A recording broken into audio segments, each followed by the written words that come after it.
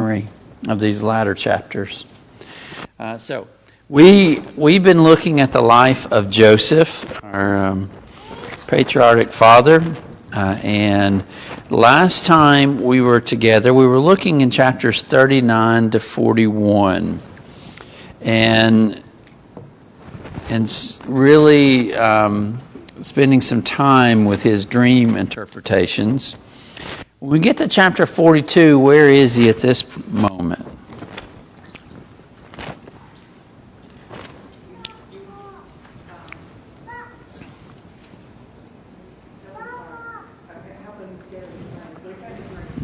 Yeah, he's been set in charge of this storage of grain to help the country of Egypt.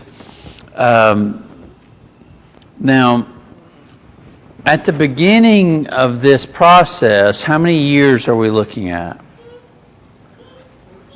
14 total years. So, let's read verse 1. This is 42, verse 1.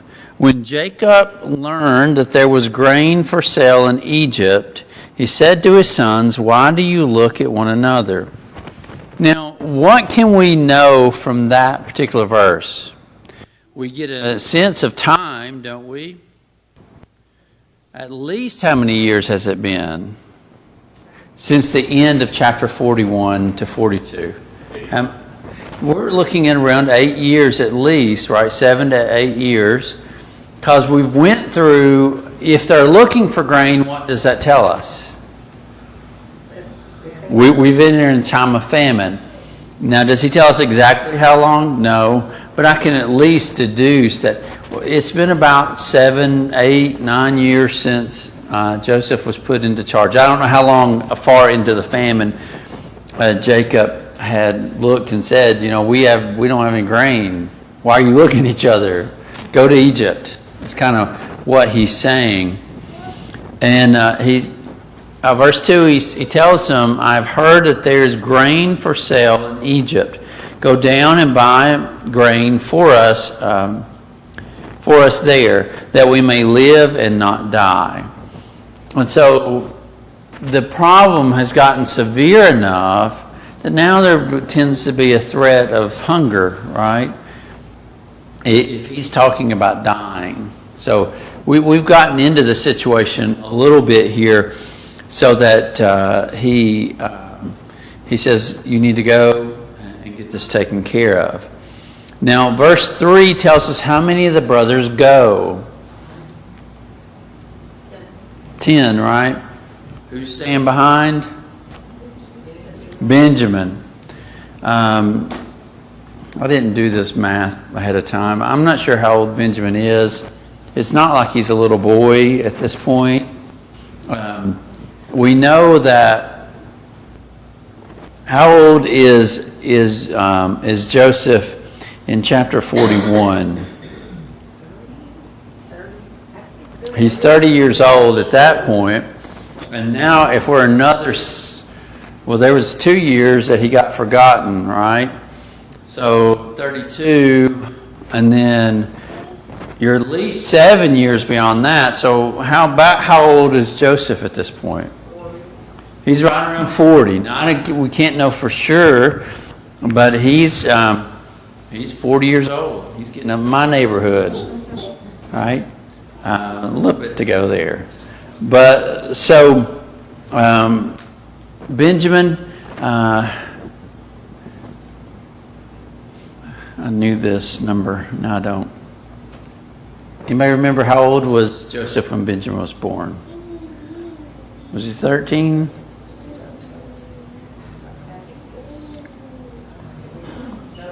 I thought there was a number, but maybe I'm wrong.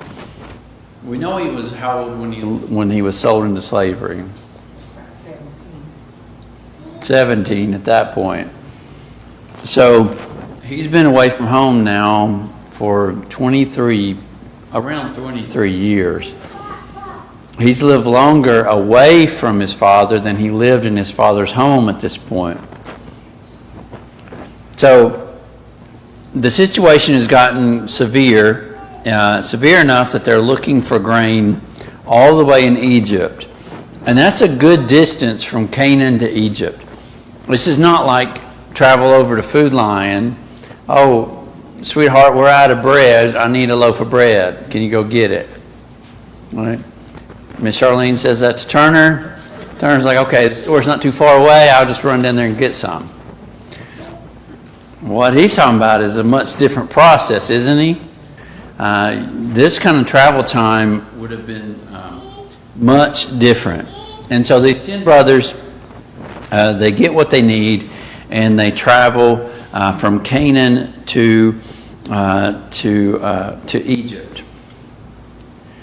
Now let's go down to verse 6. It says Joseph was governor. That term there in the original language is, when we think of governor, what do we think about in our modern vernacular? We think about state governors, right? They run a state, essentially. His power range is much higher than that. Almost, but he has more power than vice president does. Vice president in our country doesn't have a whole lot of power. He only gets power if something happens to president, right? His only power is he's president of the Senate. But he is second in command with a great deal of authority in his power. He was governor over the land. Now, if you remember all the way back in our last chapter, Pharaoh said, he gave us an indication of how much power. Do you remember what he set the limit on his power at? Second. He says all the way up to the throne, right? In other words, in all the land of Egypt, nobody has greater power than Joseph, than Pharaoh alone. So, verse 6 reminds us that he's now governor over the land. And he's the one who sold to all the people of the land. Now, one of the things I find interesting, and I don't know, there's no way to know this, but it seems kind of crazy to me to think, here's the guy that runs the program. Like if I go to Walmart, I don't expect to see the CEO. Right? You don't expect to see the CEO working at the cash register. But somehow his brothers have come in contact with him. And I imagine this was a pretty large production in order to sell this grain, to distribute it.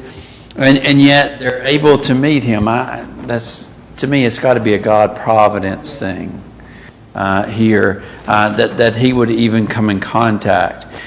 Verse number 6 also tells us, what did the brothers do when they saw him? They bowed themselves down to him. Now, does that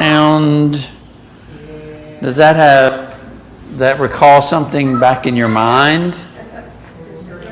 What was his dream about? Do you remember? He had 2 dreams, didn't he? You remember what the first one was? That was the second one. That the first one, it was the sheaves, right? And what did it say? They all bowed down to him. In the second one, it was the sun, the moon, and the stars. The stars represent who? The brothers. The sun, the moon represent mom and dad, right? And what was the meaning of both of those? They're all going to bow down to Joseph. Well, just like God had given him the vision, unbeknownst to all of them, that very thing is happening. Verse 7 tells us that he saw his brothers and what? Recognized them. Now, it's been 20 plus years. We don't have the exact amount of time, but it's been 20 plus years since he's seen them, and yet he recognizes them. I'm kind of amazed about that. We change a lot in 20 years. But do you still know your family? There's still a recognition. right? There's something about them that maybe you notice. Well, do they recognize him? Now, why can he recognize them and not the reverse? Probably because he was in Egyptian attire, makeup and everything. He's in Egyptian attire. Clean shaven. He's clean shaven, probably. His hair's been cut. I believe like they would shave their head and have the one top strand of hair that would come down, or maybe it's off the side. I can't remember exactly. There's a lot more difference between, I mean, a 17-year-old and a 40-year-old. And then you get a 40, that age difference, you check. I mean, his face and stuff is going to change. His body is going to change. Mm-hmm. Yeah. Plus his attire and where it was at was not expected. That's the other big thing about this, is he could have a right expectation that eventually they're going to come to him, or at least come to Egypt, because everybody knows what's going on in the country. They're going to have to turn to Egypt eventually. But then the reverse is that there's no way. What's their last memory of him? He's in chains being taken away by Ishmaelites to be sold into slavery. There's no way that, because God has not given them the providential knowledge, to know what's happened to him. And so I know in their mind, they probably thought either he's dead or he's a slave in somebody's house somewhere, and we'll never see that dude again. And so both of those probably play a part here. They've come to buy the food. Now, these encounters are fascinating to me. And so we're going to try to look at each of them. Verse 9. Let's back up to verse 7. So how does the text say he spoke to them? Roughly. What does that seem to indicate? He wasn't kind to them. He wasn't kind, probably very stern. Yeah. And we know he goes to accusation pretty quickly, doesn't he? What does he accuse them of in verse 9? Being a spy. They're being a spy. So this is something, when you do a little study of the context, kind of helps, at least for me, illuminate it a little bit about what's going on. One of the things the Egyptians lived in great fear of was invasion from the north. There were marauding bands that would come down and come into the land, and they would come down and make havoc. They would steal and kill, and then they would run away. Right? And so these marauding bands would come down into the land. And so his accusation seems to be, although he doesn't obviously believe this because he knows who they are, but the accusation seems to imply, here you are, you're coming down to find a soft target for your marauding band. How do they defend themselves? That they were sons of one man. Why would that be a defense for them not being a marauding band? Think about that for a minute. I hadn't really thought about this before until I started doing a little study on it, and kind of made sense in my mind. Because forever I've wondered, that doesn't seem to be, what does it have to do with being the sons of one man? Variety bands come from different things, like family groups. Yeah. You don't normally have gangs from one family. Now, you get in some of these small country places out in Kentucky, you can have families that do a lot of violence. But typically, when you're dealing with gang activity, it's not families, like physical families. It's groups of young men that get together and do things. And so they seem to be saying, look, we're brothers. We're not part of some big eclectic marauding group. They say, we are honest men, verse 11. Your servants have never been spies. And so they're defending themselves. He goes on in verse 12, he says, no. It's the nakedness of the land. He is insistent on this. Now Joseph the whole time knows what? So, well, I'll come back to that. I want to come back to that question of why is he doing this? They say again, we are your servants, our 12 brothers. Oh, now Joseph can count, right? Are there 12? No, there's only 10 of you. Well, they probably say more than they want to. The sons of one man in the land of Canaan. Behold, the youngest is this day with our fathers, and one is no more. All that's honest, all that's true. And all that Joseph would, of course, know. So you got a dilemma. He's accusing them of being spies. They're saying, no, we're part of one family. We come from one man. And so how does he arrange to solve this problem?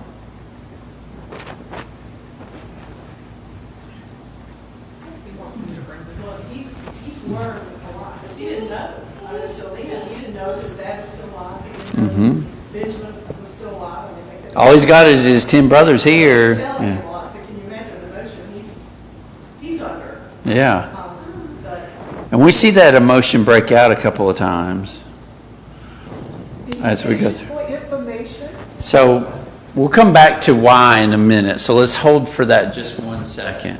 I want to go down that route. But to kind of wrap this part up, what's his solution? He says, I want you to go and do what? Prove what you're saying is true.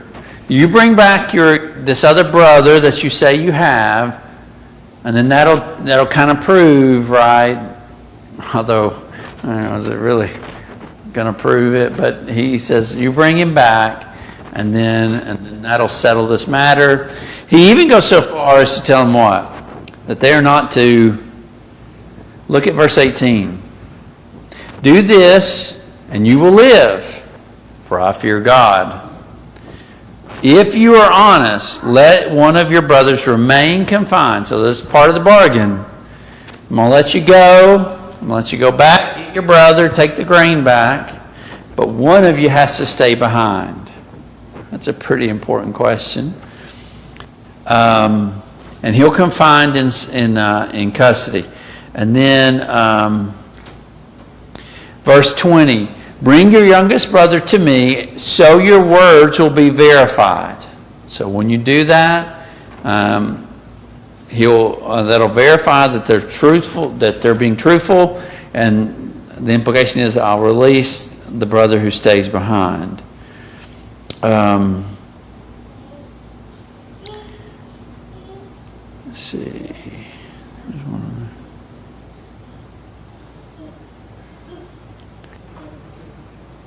There was one point why am I losing this? At one point he tells them, don't see my face. If you see my face without bringing your brother back, then you're in big trouble. And I can't seem to find that. But anyway, so he says, I'm going to let you do this, but one has to stay back. Who stays back? Reuben, remember? Verse 22. Reuben says, did I not tell you not to sin against the boy? Oh, wait, no, is it Simeon? I'm sorry, it is Simeon. Sorry. It's Reuben who condemns them, but it's Simeon who ends up getting held in custody. I get myself confused there. So, let me come back to the bigger question. We'll go on and talk about what they do and Jacob's reaction. What is Joseph doing here? And we'll close on this thought for this particular study. What is he trying to accomplish? Because number one, he knows what? They're not spies. He knows that. Number two, He knows Benjamin. They have a brother. There's no doubt about that. He knows they're all one father, right? He knows all that information. So what is the end? He's not trying to make money off of them. He's not trying to get something in that way. So then what is he trying to accomplish? Yes, ma'am. I think he No. knows the family's gonna last longer than, and the brothers obviously know, they would be privileged to that information. And maybe he's trying to, get them to come, get them to realize that whatever they bring home is not gonna be enough. Okay. They have to come back at some point anyway. Okay. Can I play back and forth a little bit? Yes. I mean, I'll answer. So, but why would he not just say then, I'm Joseph, right? This is not enough. Y'all just come on here. I'll take care of you. Because he could have done that, couldn't he? He could have just identified himself and said, hey, look, I'm your brother. The brother you sold into slavery. You know what? All's forgiven. Y'all just come on to Egypt. I'll take care of you. But couldn't he have just done that? He had the power to have his father. He couldn't directly, maybe for some Egyptian He reason. knows how all this changed him, but he doesn't know how to affect his brother. Oh, see, I think you're getting in there. I think he's putting them to a test. And I think he's trying to test, how much have you changed? Are you the same men who sold me into slavery and wanted to kill me? And who lied to our father saying that I was dead? Have they matured at all I was just- spiritually? So all these brothers are basically older than him. Mm-hmm. The babies at home. So we're looking at men, if Joseph is around 40, we're looking at men that's probably 60 maybe. Yeah, they could We're not looking at range. babies- I mean, these are older men with definitely families of their own. But you would think they'd have families of their own by then, maybe more. Well, I think they do. I mean, when the list would find out. So there was a lot to lose for them. Yes. And when they go back, do they immediately come back to get Simeon? No. Because they do have self-interest. They all have families. And also, like their father didn't want to let Benjamin go. And they knew if they came back without Benjamin, they weren't going to live, right? Or at least that's what they believed. I don't know if Joseph would have done it. So there's a lot of things entangled here, but it seems to me that Joseph is testing them to see where they are. Now, as you go along in the narrative, I want you to keep that in mind. We'll come back to it and see how when it plays out, we're going to note the different reactions in the brothers, specifically in Judah. And so we'll recall that back to mind. But I've always been, fascinated and perplexed by some of what goes on, what motivates Joseph in all this. And I think part of it is that testing. He's going to take care of them. He's still going to do good for them. But it gives them an opportunity to see where they are. Have they changed? And I think there is a part of it about information. He hasn't seen any of them for a very long time, and when they show up, he has no idea if Benjamin's alive, if Jacob's alive, even where they're living at this point. Remember, they're a nomadic family, and so some big questions that get answered over time. As you go through the chapter, we'll end here. They get back home. Now, on their way home, what do they find in their bags? Not yet. The cup comes later. That's with Benjamin. They found extra food, right? Their money that they had used to buy the goods is now in their bags. How did it get there? Now, we know how it got there. How did it? Joseph put it back in there. They don't know that. And so, from their perspective, they look like what? Thieves. And he accused them of being spies. So from their perspective, things got a lot more dicey. Now poor Simeon is still in custody. Now I'm sure he's getting taken care of. It's probably not the worst, but maybe, I don't know what his custody actually looked like. So they go home with these sacks that with the money in there. They go home. They tell their father Jacob what? We got home. We got this extra money. They're saying we need to take Benjamin back. All right. What's Jacob's response in verse 36? He makes an interesting statement in verse 36. Says that he's taking his children from He said, you, who's you? his other sons. The 10, right? The 9 now. He said, you have bereaved me of my children. Joseph is no more. Simeon is no more. And now you would take Benjamin? All this has come against me. I think it's interesting. I don't want to make too much of it. But it's interesting. He says what? You have bereaved me of my children. Now, does he know Joseph is alive? No. He's pretty much already said Simeon's dead. He's like, well, he's gone now. So he's basically telling them, you're not taking Benjamin. You can't have him. Yes, ma'am. Isn't there a possibility, because I know we discussed this a little bit when we were earlier in Genesis, that isn't there a possibility that Joseph didn't even know Benjamin was born? If there's a possibility. That There is a possibility, I've seen some And say. so if it would have been even more of a shock if that was true, that he had another brother, possibly. Yeah, I think the evidence weighs in the other direction, that he did know. If you do a deep dive about if Genesis is not in chronological order always, then maybe the discussion of the death of Rachel was after. Right. But I think I lean more that the evidence really seems to be she died prior to Joseph being sold into slavery. That's where I am on that. I know there's people with different opinions about that. And so, yes, if it was true, Benjamin hadn't been born yet, wow, this would really be shocking. As you end the chapter, we'll end here. Reuben says what? Verse 37. He offers what deal to Jacob?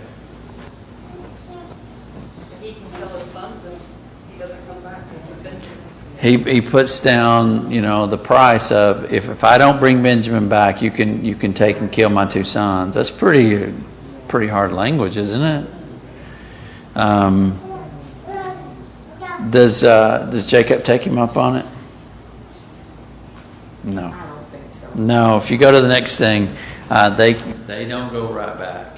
So we'll look at chapter 43 and on next week. We'll continue. Please go ahead and read through this text. It's good stuff.